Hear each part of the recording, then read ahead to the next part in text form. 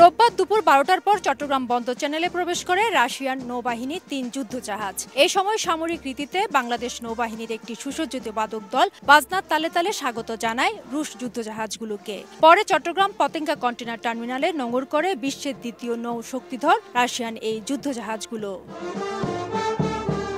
এর আগে সকালে সফরকারী জাহাজগুলো বাংলাদেশ জলসীমায় পৌঁছালে অভ্যর্থনা জানায় বাংলাদেশ নৌবাহিনীর জাহাজ খালেদ বিন ওয়ালিদ।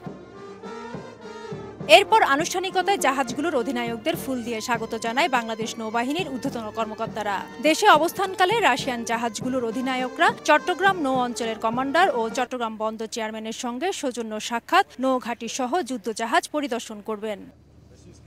এই সফর দুদেশের নৌবাহিনীর কর্মকর্তা ও নাবিকদের পেশাগত মতবিনিময়, ভবিষ্যৎ প্রশিক্ষণ ও পারস্পরিক সহযোগিতার সুযোগ সৃষ্টির পাশাপাশি দ্বিপাক্ষিক সম্পর্ককে আরও জোরদার করবে বলে আশাবাদ সংশ্লিষ্টদের। সফর শেষে আগামী ১৬ এপ্রিল বাংলাদেশ ছেড়ে যাবে রুশ জাহাজগুলো।